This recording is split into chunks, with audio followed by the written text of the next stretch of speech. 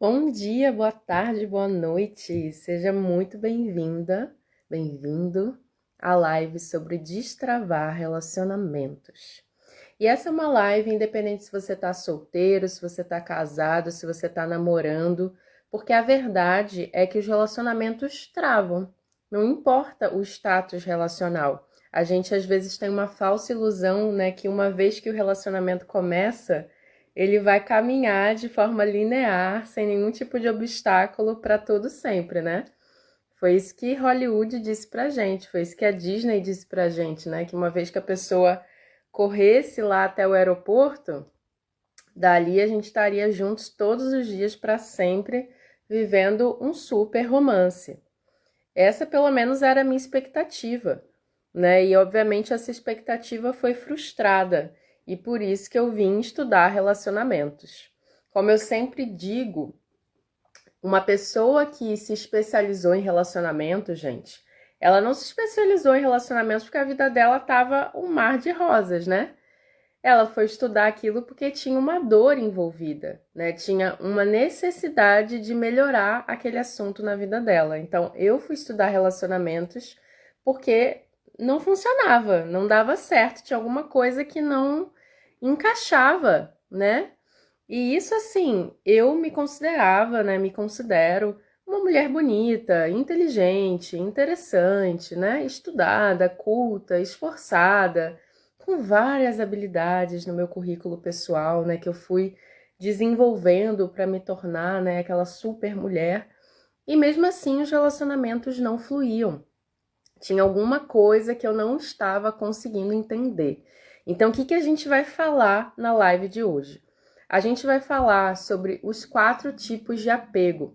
Não sei se você já ouviu, essa foi uma teoria criada, né, por um psicólogo, uma teoria já bastante conhecida, uma teoria que vem a partir de um livro, né, que explica essa teoria melhor, mas a gente vai aprofundar nessa teoria a partir de uma perspectiva tântrica, né, entendendo como que esses tipos de apego acabam travando os nossos relacionamentos. Não só o nosso relacionamento com outra pessoa, mas o nosso próprio relacionamento. Eu vou dar uma pincelada também nas 5 assinaturas eróticas que a gente tem, que vocês me perguntam muito. E até o final da live a gente vai fazer um exercício para você destravar hoje os seus relacionamentos. No Brasil, amanhã é dia 12 de junho, dia dos namorados. Então a gente tem aí uma data que é muito importante para nós brasileiros. A gente tem um céu extremamente desafiador, né, nessa semana do Dia dos Namorados, um céu com bastante quadraturas, com bastante coisas acontecendo, mas o que importa é essa oportunidade da gente olhar para a gente, tá? Então vamos começar a partir da teoria do apego. O que é a teoria do apego? Como é que essa teoria ficou conhecida? Vamos começar pela definição do que é o apego, né? Porque às vezes a gente tem uma tendência de achar que apego é uma coisa ruim, né? Principalmente na sociedade dos amores líquidos que a gente vive hoje, é como se apego fosse mal, né? Como uma pessoa apegada é uma pessoa, né, que não sabe o que está fazendo. Mas, na verdade, gente, essa teoria que foi desenvolvida, né, pelo John Bowlby e pela Mary Ainsworth, é uma teoria de que todos nós precisamos desse apego no começo da nossa vida. Então, quando você é ali um bebezinho, né, uma bebezinha, se você não tiver o amor, o carinho, o calor, né, da sua mãe ou da pessoa que te criou, você vai morrer. Então, se você é um bebezinho que não recebe amor, você morre. E daí surge a nossa necessidade de apego, a necessidade mamífera de apego, a necessidade de calor, a necessidade de afeto humano. Todos nós temos essa necessidade. Todos nós precisamos desse apego. Só que como adultos, a gente já não precisa desse apego como a gente precisava quando era bebezinho. Ou seja, você não vai morrer se você não tiver esse calor, esse afeto. Você vai ter uma vida muito ruim se você não tiver esse calor, esse afeto, mas você não vai morrer. Então isso é uma coisa diferente. Só que a gente traz essa memória de quando a gente era criança, Oi, meu amor, que bom te ver por aqui. A gente traz essa memória de quando a gente era criança e se a gente não tivesse o amor dos nossos pais, a gente ia morrer. Então, se a gente observar todas as músicas de amor que foram feitas no Ocidente, todas falam: sem você eu vou morrer, sem você eu não sou ninguém, eu preciso de você para respirar, eu não aguento mais e não sei o quê. Por quê? Porque é um sentimento infantil, do nosso lado infantil, que pensa: eu realmente vou morrer se essa pessoa me abandonar, se eu não tiver o amor dessa pessoa. Então a gente fica realmente infantilizado muitas vezes nas nossas relações amorosas. E é por isso que as relações amorosas são tão maravilhosas, porque elas são um espaço muito bonito de cura e de libertação desses apegos infantis. Ali é a oportunidade que a gente tem de trabalhar esse apego infantil, que a gente traz lá do nosso passado. Porque a nossa mãe, o nosso pai, mesmo que eles tenham sido maravilhosos, mesmo que eles tenham dado tudo assim que era possível, tenham sido super amorosos, venceram na prova de ser pais. Ainda assim, em algum momento aquela criança, com certeza, se sentiu abandonada, se sentiu rejeitada. Porque os pais são adultos, né? Eles têm outras funções para fazer. A criança não entende isso, ela quer o amor ali 100% do tempo da mãe e do pai. Então, nesses processos onde os adultos estão vivendo e fazendo suas responsabilidades e lidando com as suas próprias inseguranças, medos e feridas também, eles com certeza em algum momento fizeram com que alguma atitude que fez com que a gente se sentisse abandonado, ferido, rejeitado, magoado. E para uma criança, às vezes a mãe ir ali na esquina comprar alguma coisa já soa como um tempo infinito, né? Não sei se vocês têm alguma memória de quando vocês eram crianças e a sua mãe, seu pai fez alguma coisa com vocês que naquele momento pareceu assim, o fim do mundo. E hoje, como adulto, a gente pode ver, principalmente para quem é mãe e para quem é pai, que, cara, não dá para corresponder, né, às necessidades de uma criança. Não dá, tipo, não dá, nós somos falhos, somos adultos, temos nossas responsabilidades e compromissos, né? Vivemos no mundo capitalista, então não dá. Mas eu acho que isso é bonito, né? Essas faltas, essas falhas, né? Pode parecer loucura da minha cabeça, mas eu acho que isso é bonito. Eu acho que isso faz parte da nossa missão aqui na Matrix, lidar com todas essas feridas. Então, existiram faltas ali, né, no seio da nossa família. E aí, quando surge um parceiro exatamente com as faltas que são complementares às minhas. Aí que vem o jogo do amor, né? Porque uma pessoa que tem um apego mais ansioso, ela vai atrair uma pessoa o quê? Evitativa. Olha que loucura, gente. E aí eu quero pausar, porque eu ainda não comecei a descrever os tipos de apego, mas eu quero pausar aqui para você pensar nas relações que você já teve e nas relações que você conhece ao seu redor. Quantas relações você conhece onde um tem o apego ansioso, aquela pessoa grudenta, né, que tá sempre ali, e a outra parte da relação tem o apego evitativo. É mais distante, é mais frio, né? Parece assim mais desconectado, mais desapegado, menos apaixonado. Quantas vezes vocês já viram uma dinâmica relacional assim? E quantas vezes vocês já estiveram numa dinâmica relacional assim? Onde um fica mais apegado e o outro fica mais evitativo, mais defensivo, né? Essa é uma dinâmica clássica que é explicada pela teoria do apego. A gente vai desenvolver um pouco melhor isso aqui, mas eu só queria trazer essa imagem para vocês. Então, quais são os 4 tipos de apego? O apego evitativo. E esse apego evitativo, gente, ele é o apego mais difícil de compreender, porque a pessoa evitativa, ela parece uma pessoa super descolada, uma pessoa super segura, porque ela não se envolve com ninguém. Quando ela tá se envolvendo numa relação, ela já sai fora, né? Tipo, não tô muito afim. Quando alguém se declara para ela, ela já dá um passo para trás. Esse é o apego evitativo. E aí, na nossa sociedade, existe uma valorização do apego evitativo, né? A gente acha que a pessoa, ela é superior, ela é descolada, ela é desapegada, mas na verdade, a pessoa que tem um apego evitativo, olha, eu vou dar minha opinião, tá? A pessoa que tem um apego evitativo, ela sofre mais do que a pessoa que tem um apego ansioso. Porque a pessoa que tem um apego evitativo, ela quer se entregar, ela tem fome de intimidade, mas ela não consegue. É como se para ela se entregar fosse morrer, basicamente, assim. Ela tem uma sensação tão grande de insegurança que ela prefere não ter aquilo que é tão, tão, tão importante para ela do que se entregar. E por quê? Por que ela constrói esse apego evitativo? A gente estava falando lá da infância, porque na infância, em algum lugar, quando ela mais precisava de afeto, ela não recebeu esse afeto. E aí ela passa a acreditar que esse afeto não vai chegar. Então ela prefere não se entregar do que se entregar e não ter esse afeto de novo como ela não teve lá na infância. É muito doido isso, né? Então a Luana estava falando, eu sou disponível, ele não está. Então provavelmente ele está no apego evitativo. E aí essa pessoa que está no apego evitativo, ela sofre muito. Porque ela quer corresponder à pessoa que está no apego ansioso e ela precisa da atenção que aquela pessoa que tem um apego ansioso dá para ela. E aí, às vezes, acontece um fenômeno muito recorrente, que aí, quando a pessoa que tem um apego ansioso, ela desiste de correr atrás de quem tem um apego evitativo, o que acontece? A pessoa com apego evitativo, não, por favor, volta aqui. Não, não, não quero que você vá embora. Porque, na verdade, ela tá recebendo todo aquele afeto, ela só não sabe como devolver, porque em algum lugar para ela a intimidade é perigosa.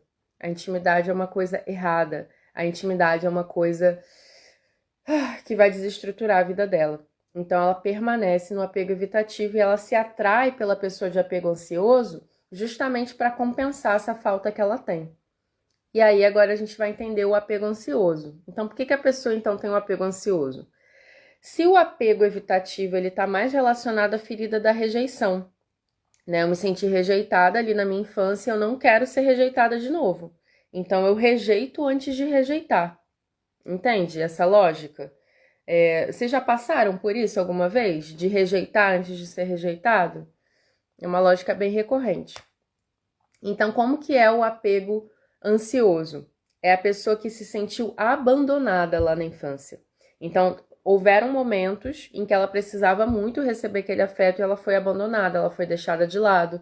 A mãe estava ocupada trabalhando, o pai estava ocupado trabalhando, ou a mãe tinha muitas questões e não conseguia dar atenção para aquela criança, ou seja, houve uma conexão, mas depois desconectou. Então, isso gera o apego ansioso. É o medo da perda. Então, a pessoa que ela tem um apego ansioso, imagina que ela tá solteira. Aí ela tá conhecendo uma pessoa. Aí, só nesse conhecer a pessoa, ela já começa a ficar ansiosa.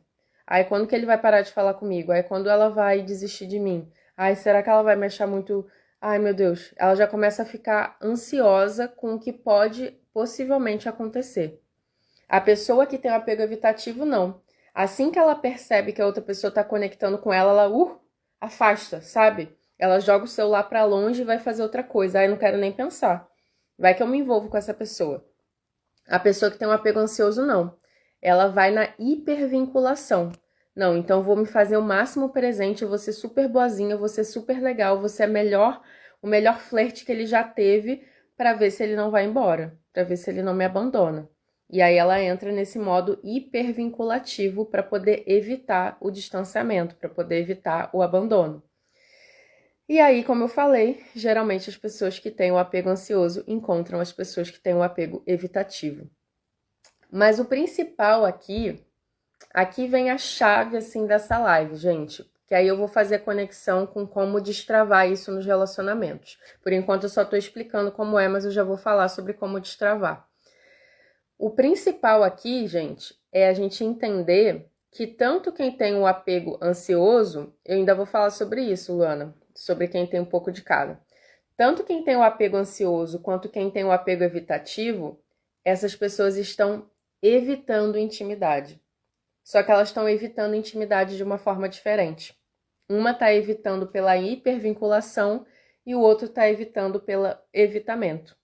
E aí, como a Luana lembrou aqui, existe uma pessoa que a gente chama de apego ambivalente ou desorganizado, que é uma pessoa que tem ambos os tipos de apego.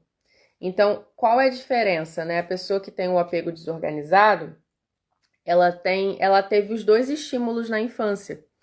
Então ela tem um comportamento meio cíclico, meio errático. Talvez com alguma pessoa, ou ela pode variar dentro da própria relação. Ela vai para um modo super hipervinculativo, e aí depois de um tempo aquilo vai dando uma ansiedade nela e ela compensa indo para um modo evitativo. E aí ela fica nesse ciclo relacional. Uma hora ela hipervincula, outra hora ela evita. Uma hora ela hipervincula, outra hora ela evita. Isso a mesma pessoa, dentro de uma relação. Então a gente falou desses 3 tipos de apego, ainda tem um quarto, né?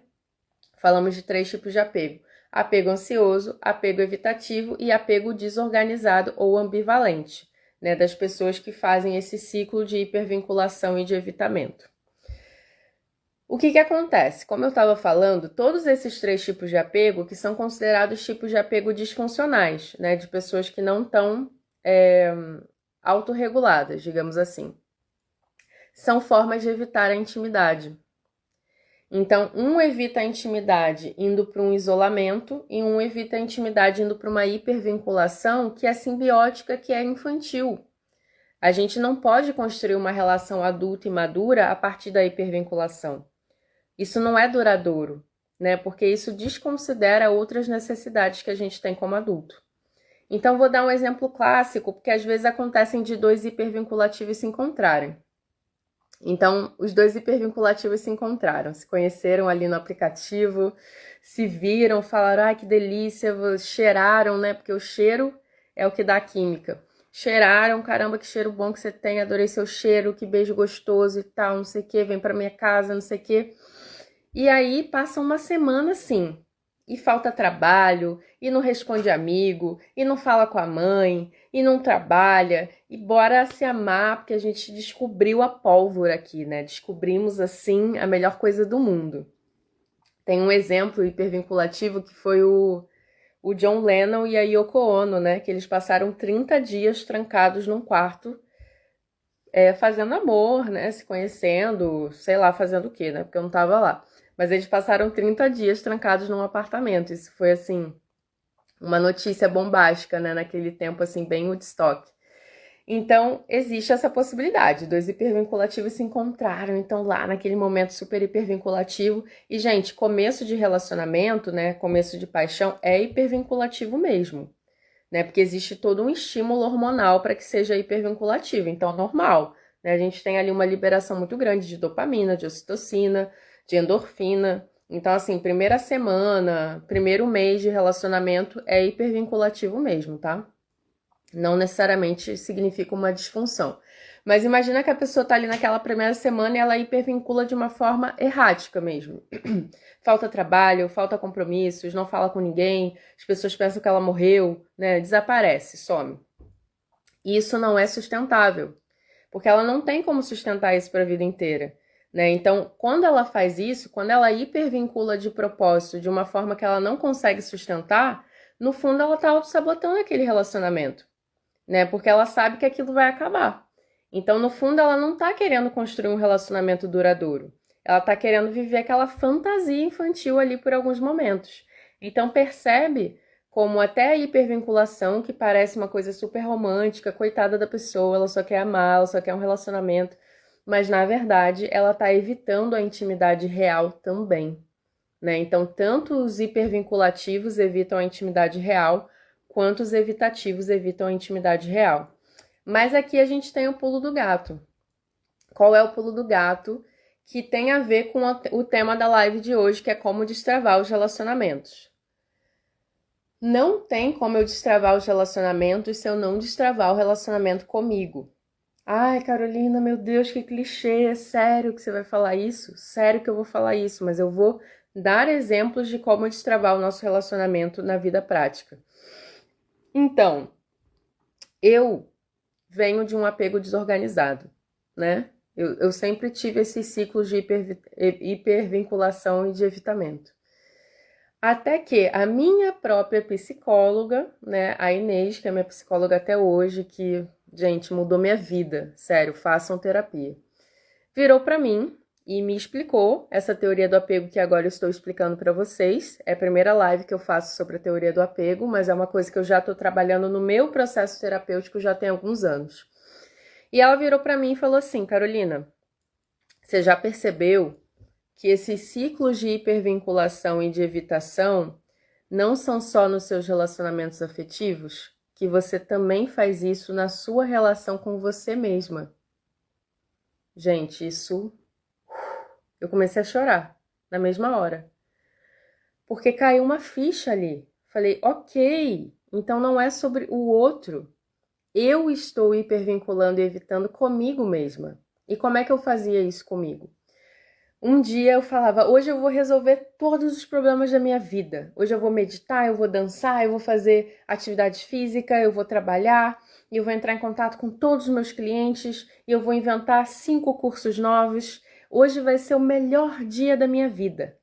E aí eu ia fazer tudo aquilo num dia só, né? Obviamente, geralmente eu não conseguia cumprir toda a minha lista megalomaníaca, mas fazia muita coisa. No dia seguinte, como é que eu tava?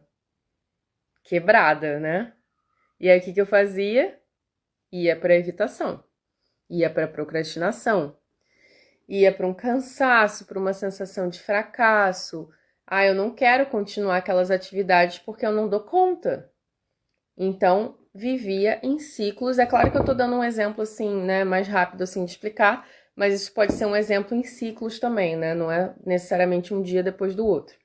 Mas isso fazia com que eu gerasse para mim um relacionamento comigo que não era sustentável. Seja um relacionamento em relação aos meus hábitos, seja um relacionamento em relação às minhas metas, aos meus objetivos, são coisas que não se sustentam a longo prazo. E relacionamento é algo que a gente nutre, que a gente... inclusive eu tenho que molhar as minhas plantinhas depois aqui. Porque molhar as plantinhas é um relacionamento, né? Eu preciso estar ali presente, eu preciso observar, eu preciso ver se elas precisam de mais ou de menos água. Isso é um relacionamento, exige constância, exige paciência, exige tempo. Criança não se relaciona. Quem se relaciona é adulto, né? A criança, ela não está interessada em construir relacionamento. Ela está interessada em ter o que ela quer naquele momento. É uma coisa imediatista. E quantas vezes a gente não vai para esse lugar dentro dos relacionamentos? Ah, eu quero você agora, eu quero que você me ligue agora, eu quero que você venha para minha casa agora. Eu quero conversar sobre isso agora. Se não for agora, eu não quero mais ficar com você. Quem nunca fez isso? Se você não quiser agora é porque você não me ama, então não quero ficar com você. Você não gosta de mim. Quem é que faz isso? É criança.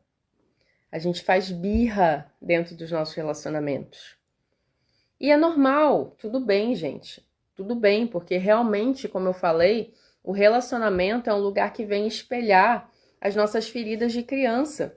E se ambos estiverem conscientes disso, a gente vai sentir essas coisas na mesma, tá? Mas a gente vai lidar de uma forma diferente. Então, uma coisa eu disser, eu quero você agora, se você não vier, eu não quero mais falar com você, né? E outra coisa eu dizer, amor, eu tô tão chateada nesse momento, eu tô me sentindo tão carente, que a minha vontade é ter você aqui agora. E eu não tô conseguindo gerir isso sozinha. Então, se você realmente não pode vir, você pode me ajudar a gerir essa emoção? É totalmente diferente. Porque quando eu comunico dessa forma, eu não tô colocando a culpa no outro. Eu tô admitindo que por uma incapacidade minha de gerir aquela emoção, eu não sou capaz de lidar com ela. Então a Luana tá falando, eu fico calada e fico totalmente isolada dos meus pensamentos. Eu vou para evitação, né? Que é o lado feminino, é o lado da sombra feminina, né? A sombra feminina é o isolamento, né? A sombra masculina é a fúria. Então, muitas vezes, nós mulheres também vamos para essa sombra masculina da fúria. Não quero mais saber de você, eu te odeio, você me faz mal e não sei o quê. Mas tudo isso tem a ver com esses gatilhos infantis que estão sendo ativados, né? Então, como destravar isso, né? Como a gente sai disso? Aí a gente tem o quarto tipo de apego, E qual é o quarto tipo de apego? Adivinhe. Qual será o quarto tipo de apego? O quarto tipo de apego, gente, ele se chama That's the Dream. Esse é o sonho, assim. Ele se chama apego seguro.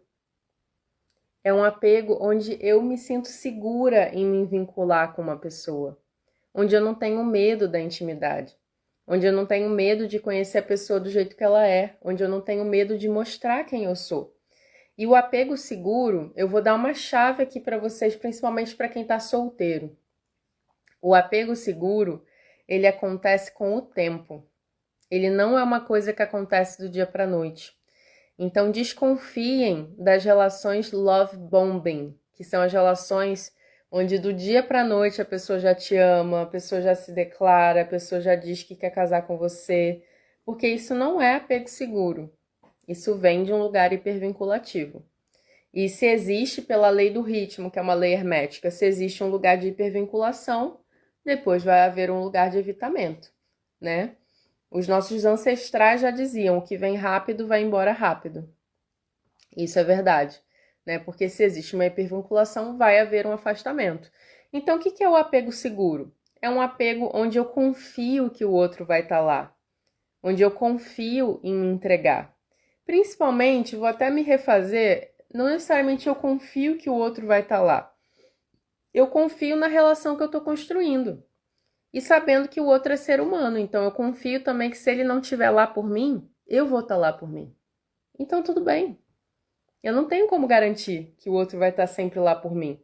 Eu não tenho como garantir, né, para quem vive relações de exclusividade sexual, eu não tenho como garantir que a outra pessoa não vai me trair com outra pessoa. Não existe forma de garantir, né? Porque quem quer, gente, vai trair sim. Vai dar um jeito e a gente não vai saber, tá? Então eu não tenho como garantir que o outro não vai me trair, eu não tenho como garantir que o outro não vai me abandonar, eu não tenho como garantir que o outro não vai me rejeitar, mas eu tenho como garantir que eu não vou me trair, que eu não vou me abandonar, que eu não vou me rejeitar. Isso eu tenho como garantir. Eu tenho como garantir que eu ajo de uma forma que é coerente com os meus valores, que é coerente com a pessoa que eu sou, com a pessoa que eu tô me tornando. Porque, gente, a pior coisa num relacionamento, quando ele acaba, e eu vou falar por mim, né? Porque ano passado eu acabei um relacionamento que era muito importante pra mim. E eu falei amplamente sobre isso nas minhas redes. E ainda falo sobre isso porque é o meu auto case de sucesso. Eu usei a minha metodologia comigo mesma. E hoje, um ano depois, mais ou menos, né, que a gente rompeu, eu me sinto muito melhor do que a pessoa que eu era um ano atrás. Muito melhor. Mas assim, sem comparação, né? E aí não importa se eu ainda amo a pessoa, se eu ainda não amo. Importa que eu aprendi a me amar muito mais nesse um ano, desde que a gente se separou. E o que mais me doeu quando a gente se separou foi que eu percebi que eu tinha focado toda a minha energia naquela pessoa e que eu tinha deixado alguns projetos meus de lado. Foi isso que doeu. Não foi essa pessoa não querer ficar comigo. Foi eu perceber que, caramba, eu tomei essa pessoa como um projeto de vida. E agora essa pessoa não quer ficar comigo. E simplesmente ele realmente virou para mim e falou: "Muito obrigada por tudo que você fez por mim. Você mudou a minha vida, você foi a melhor coisa que me aconteceu. Você me ensinou isso e aquilo, e agora eu faço terapia, e eu fiz terapia tântrica, e eu aprendi isso, e eu aprendi aquilo, e eu fui pro Brasil." Tipo, realmente, assim, o projeto funcionou, o projeto deu certo. Mas isso não garantiu que aquela pessoa ficasse comigo. Porque aquela pessoa tinha as feridas e os traumas dela, e não estava disponível. E eu também não estava disponível, senão não teria me atraído por essa pessoa. Então, o que mais me doeu foi isso. O que mais me doeu foi perceber que eu tinha abandonado os meus projetos por aquela pessoa. E aí, quando rompemos, né, eu fui fazer o caminho de Santiago, eu me prometi que eu ia aplicar a minha própria metodologia comigo, que eu ia me tornar uma pessoa melhor do que eu era quando estava com essa pessoa, para que... Porque esse é o grande segredo para esquecer alguém, para quem está terminando uma relação. quando você tá com uma pessoa, você tá vibrando na mesma frequência que ela. Se eu quero terminar com essa pessoa aqui, eu tenho que mudar a minha frequência. Porque quando eu mudo a minha frequência, a gente já não vai mais ressoar. Então, quando eu terminei, eu falei, eu preciso ir para outra frequência. Que aí eu esqueço essa pessoa. E foi o que eu fiz, eu fui para outra frequência. Para outro nível no meu trabalho, na minha atividade física, na minha relação com o meu corpo, na minha relação com o dinheiro, na minha relação com tantas coisas na minha vida que já não tinha mais como eu voltar para o lugar que eu estava. Então, se você está num relacionamento, mas você está sendo fiel a você, sendo fiel aos seus projetos, não se abandonando, né? Se autocuidando, se autonutrindo, primeiro que você não vai ter tanto tempo para perturbar o outro, porque você vai estar dando foco e atenção para você. Então, seus pensamentos não vão ficar obcecados pensando no outro o dia inteiro. Segundo, que se aquela pessoa te abandonar, te trair, te ferir, não vai ter o mesmo peso, porque você vai perceber que não é sobre você, é sobre a outra pessoa. E aí existem várias, eu ia falar várias variáveis, existem várias hipóteses aí, né? Existem coisas que são deal breakers, né? Que são para terminar, existem coisas que são para perdoar, existem coisas que são para ajustar. Mas se você tiver numa conexão real com você, com o seu self, com o seu centro, você vai saber o que fazer. Você vai saber e o tempo vai te mostrar. Só que é isso que a gente faz quando se relaciona, a gente se afasta, né? E existe esse padrão de codependência, que é um padrão muito comum nos relacionamentos. E qual é o padrão de codependência? Ou existe um codependente que só cuida, e o dependente, ele tem um vício qualquer, pode ser um vício em drogas, pode ser um vício em álcool, pode ser um vício em trabalho, pode ser uma pessoa que tem realmente alguma doença crônica e o outro tá ali como cuidador. Ou pode ser uma codependência mútua, onde eu cuido de você e você cuida de mim. Não é eu cuido de mim e você cuida de você e a gente se encontra. É eu vou cuidar de você e você vai cuidar de mim. Isso não é bom também, né? Porque eu tenho que cuidar de mim, não é você que tem que cuidar de mim. Porque eu sei como eu preciso me cuidar, você não sabe. Mesmo que eu já esteja com você há 30, 40, 50 anos, você não sabe o que é melhor para mim. Eu sei o que é melhor para mim. Então, quando a gente está no apego seguro, não tem como a relação dar errado. Porque a relação primordial é a minha relação comigo mesma. Só que o que acontece? Né? Qual é o segundo pulo do gato? É que a gente não se conhece. A gente não sabe quem a gente é. A gente não estudou sobre a gente, né? Às vezes a gente fez faculdade, fez mestrado, fez doutorado, fez curso do sol batendo na janela, fez curso da ragatanga do não sei o que lá, mas você não fez o principal curso da sua vida, que é o curso sobre você mesma. Ah, mas como é que eu me conheço? Como é que eu me estudo? Tem muitas formas de fazer isso, gente. Muitas mesmo. São muitos os caminhos. Primeiro, você precisa querer se auto-observar. Sabe quando a gente está apaixonado e a gente fica observando o outro? Aí a gente fala pro outro, quando você tá triste, você faz assim. Quando você tá feliz, você sorri. Quando você tá estressado, você faz tal coisa. Você vira meio que um Galvão Bueno, um comentarista do comportamento do outro. Ai, você é assim quando faz não sei o que lá. Quando você acorda de tal jeito. Só que a gente não faz isso com a gente. Então a paixão, no fundo, né, quando a gente se apaixona por uma outra pessoa, é uma projeção, uma idealização de algo que a gente não faz com a gente mesmo. De algo que a gente sente que nos complementa, que vai suprir finalmente aquelas feridas lá do passado. Eu sei que é meio pesado o que eu tô falando, mas assim, na verdade, esse relacionamento com a gente que eu tô trazendo, gente, é muito melhor do que o relacionamento com o outro. É muito melhor. Se eu tô de boa comigo, gente, assim, eu vou exagerar, assim, mas é verdade. Se eu tô de boa comigo, quase que não importa quem vai estar do meu lado. Sabe aqueles dias que você tá tão bem, que você pode conversar com o padeiro, você pode conversar com a pessoa no ponto de ônibus, você pode conversar qualquer pessoa, qualquer conversa vai ser gostosa, qualquer coisa vai acrescentar, qualquer coisa vai ser bom, porque você tá bem, você tá feliz. Quando você não tá feliz, nem o Ryan Gosling, pra quem não sabe, é a minha referência, assim, de homem nesse planeta. Eu sou apaixonada pelo Ryan Gosling. E a Scarlett Johansson é minha referência de mulher, assim, tipo, as duas pessoas, assim, que eu acho mais bonitas dos famosos, né?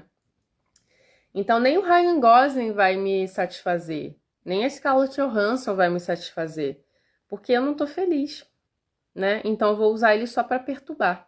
Aí, tudo eu vou botar defeito, tudo eu vou reclamar. Sabe, esses dias que tudo que a pessoa faz tá errado, parece mal feito, parece esquisito. Isso não é sobre o outro, isso é sobre mim.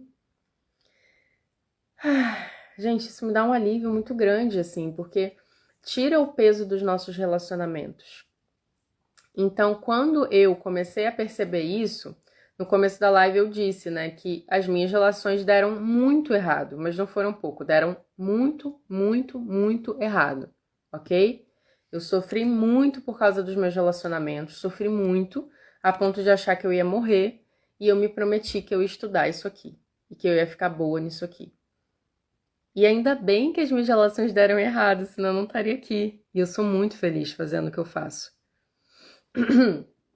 E aí entra um ponto. Como é que eu sei que eu tô no caminho certo dos relacionamentos? No meu caso, tem dois fatores. Primeiro, porque eu me sinto bem comigo. Me sinto bem. Eu acordo e penso, que pessoa incrível que eu sou. Eu sinto prazer de ser eu mesma. Qual o segundo ponto? Eu conheço o meu mapa astral de cabeça, de ponta cabeça, de tudo. Eu me estudei muito, gente. Escrevi muito diário, me pesquisei muito, fiz todas as consultas que vocês possam imaginar de numerologia, de tarô, de astrologia, de constelação, de axis, de não sei o quê. Eu me investiguei e outro dia eu tava fazendo as contas. Eu já gastei mais de 100 mil reais, de 20 mil euros, me estudando, e eu tô rindo porque, assim, foi o melhor investimento que eu já fiz na minha vida. Muito, assim, tipo, eu me sinto muito bem. E no meu mapa, existe essa questão de sofrer por amor. Então, tá tudo certo. Era esse caminho mesmo que era pra eu seguir. E que bom que eu me respeitei, que eu me escutei, que eu pude passar por tudo isso. A Luana tá falando, nada tá dando certo. Não tem como dar certo se não der errado. É meio esquisito isso, né? Mas assim, a verdade é que pra gente dar certo, e quando eu digo dar certo, gente, eu não tô falando dar certo num sentido mainstream, num sentido de ganhar muito dinheiro, de ter o carro, a casa lá do ano. Eu tô falando dar certo no sentido de você sentir dentro de você, cara, eu tô no caminho certo. Eu tô fazendo exatamente o que eu deveria estar fazendo. Pra mim, isso que é dar certo. Dar certo tem muito a ver com ter dado errado. Porque é no fundo do poço que a gente descobre o nosso caminho. Como eu falei, eu não saberia tanto sobre relacionamento se não tivesse dado muito errado. Eu não saberia tanto sobre mim se eu não tivesse olhado pra mim e falado, cara, eu sou muito esquisita. Eu sou muito estranha. Eu falava isso desde pequena. Eu sou muito estranha. Eu preciso entender como eu funciono, porque eu não sou normal. E aí, como eu falei, eu fui lá no meu mapa ver, de fato, que eu não era normal, por exemplo, no sentido profissional, né? Eu já não trabalho para outras pessoas há muitos anos. Mas isso já foi uma questão para mim, porque eu via todo mundo tendo emprego, os meus amigos que se formaram, né, que fizeram colégio comigo, eu falava, cara, gente, tem alguma coisa de errada comigo, porque eu não quero fazer isso. Eu prefiro morrer do que trabalhar para outra pessoa. O que tem de errado comigo? Será que eu sou preguiçosa? Será que eu sou maluca? Né? Até olhar para o meu mapa e entender, não, caramba, eu tenho Netuno e Urano na casa 2, né? Eu não vou ter um trabalho normal. Normal no sentido de normativo. Então, eu ajudei muitas pessoas a saírem desse lugar, né? De sair, por exemplo, vou citar aqui um case de uma cliente minha, que eu tenho tantos cases, mas assim, essa cliente foi uma coisa muito especial pra mim, assim, porque quando ela me procurou, ela não estava conseguindo ter prazer dentro do relacionamento, prazer sexual. E eu sentia que ela não estava sendo ela mesma, assim. Ela tinha 2 filhos e tinha só tido um parceiro durante a vida toda. Já tinha passado dos 30, tinha essas 2 crianças com esse parceiro e ele tinha sido o único parceiro da vida dela. E ela estava sofrendo principalmente com falta de lubrificação. E aí eu fui observando o corpo dela, a linguagem corporal dela, e eu vi que o maxilar dela estava sempre preso. Inclusive, ela estava quase para fazer uma cirurgia de, não sei como é que se fala, mas de encaixe, né, do maxilar, e com muita falta de lubrificação. E eu falei, vamos trabalhar outras coisas. E aí perguntei qual era o prazo que ela tinha para ver da cirurgia, e eu tenho quase certeza que eu consigo te ajudar a não fazer essa cirurgia. O que você acha? E ela topou e a gente começou um trabalho tântrico.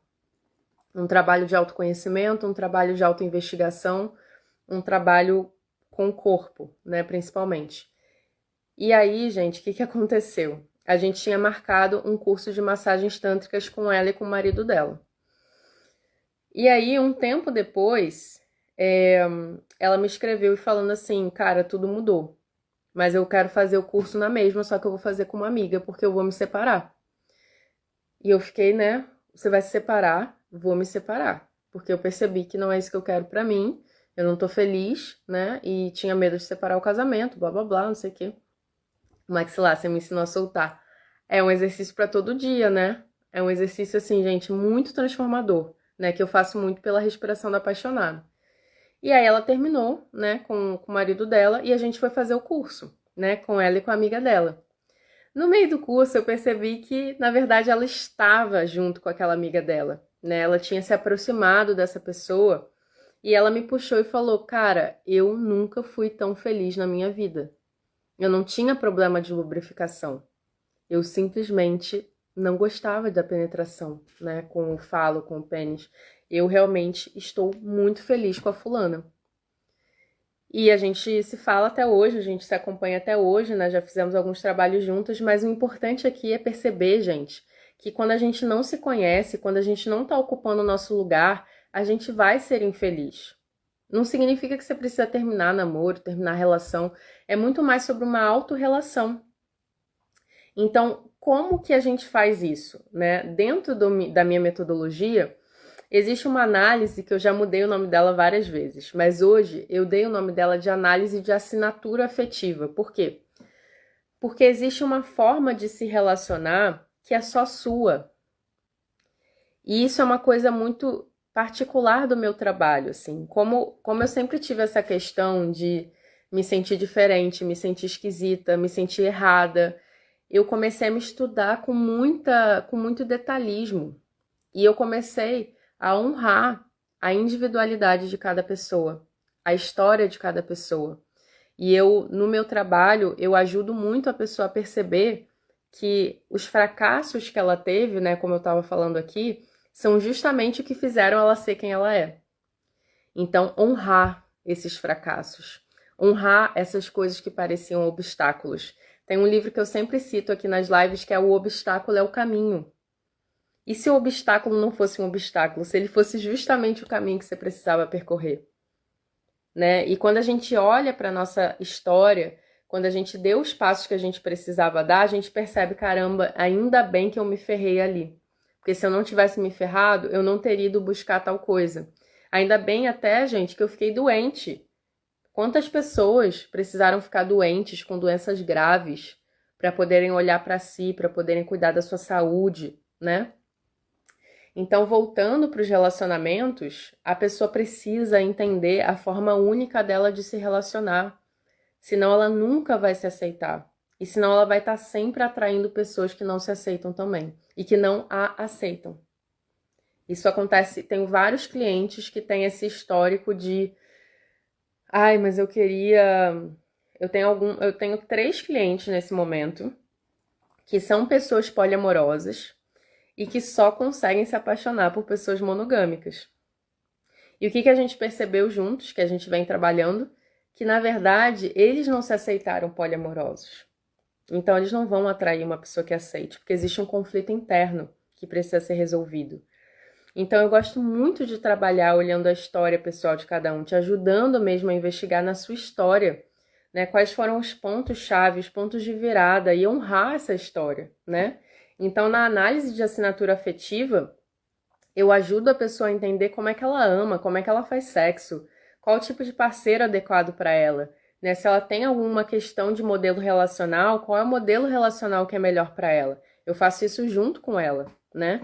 E ali a gente também trabalha os tipos de assinatura erótica, né? Que são tipos que é o energético, telúrico, sensual, clássico e fora da caixa, que é uma coisa que eu explico mais dentro da assinatura afetiva, para que a gente possa perceber quem somos nós, né?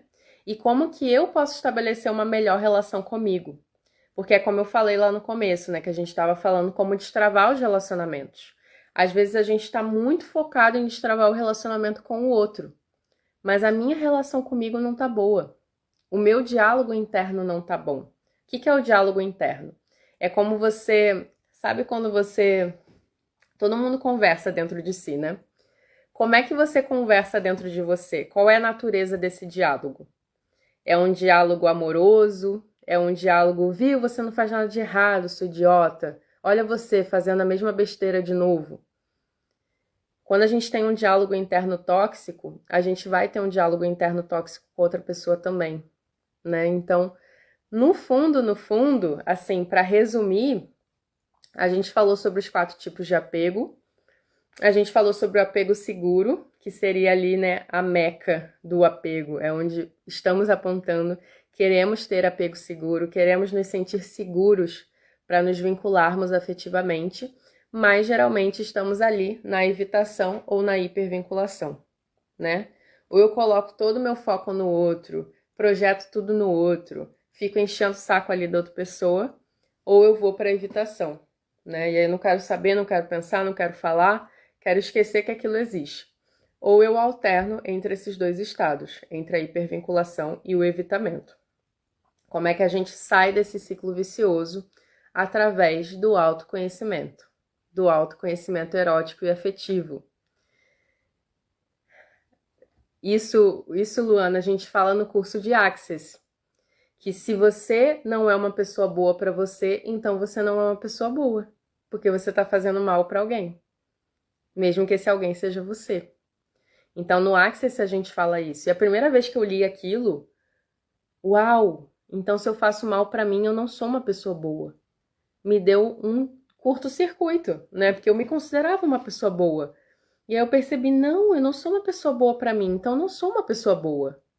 Eu tenho que ser boa para mim, né? E boa para você não significa ser negligente, né? Não significa passar a mão na sua cabeça, significa se tratar com respeito, com compaixão. Foi no curso de Access. Então percebam, gente, qual é o valor do autoconhecimento. É um valor, assim, imensurável, né?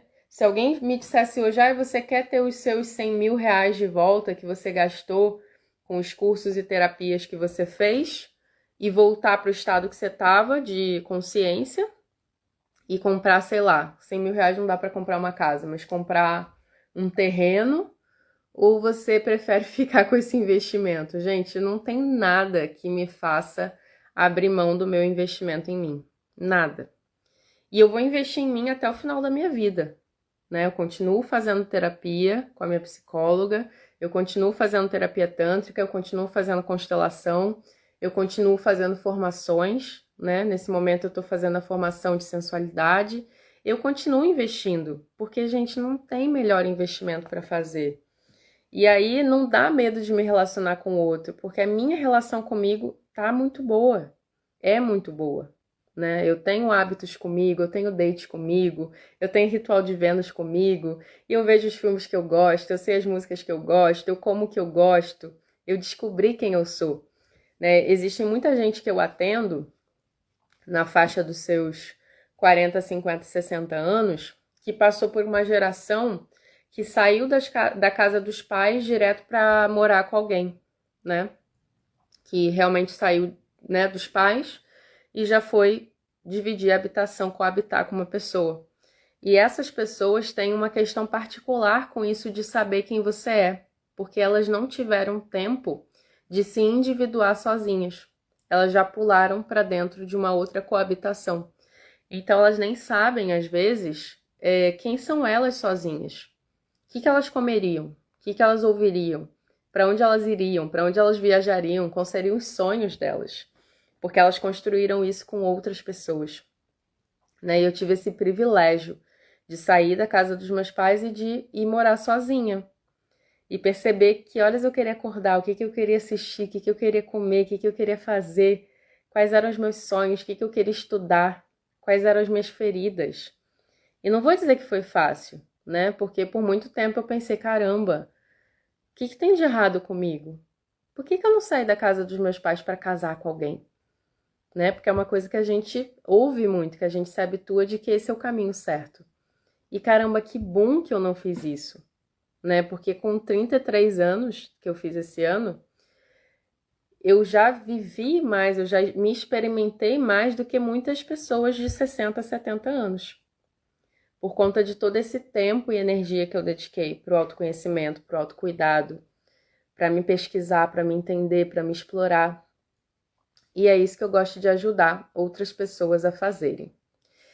Então, eu espero que vocês tenham gostado dessa live, espero que incentive vocês a realmente quererem se estudar, se explorar, se conhecer.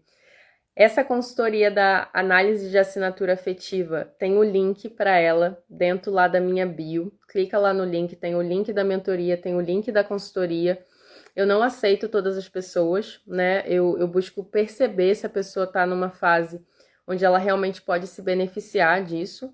Então, existe um formulário lá para ser preenchido, para que eu possa realmente ver se você se encaixa, né, no tipo de perfil que eu costumo ajudar. Existem muitas lives já gravadas aqui no perfil, existe muitos conteúdos lá no YouTube também. Então, o que não falta é conteúdo. Eu sou geminiana, eu adoro falar, eu sou uma professora, sobretudo. E o que me dá mais prazer na vida é dar autonomia para outras pessoas, né? Ver outras pessoas caminhando com as suas próprias pernas. Essa live vai ficar gravada. Manda essa live para alguém que precisa ouvir isso.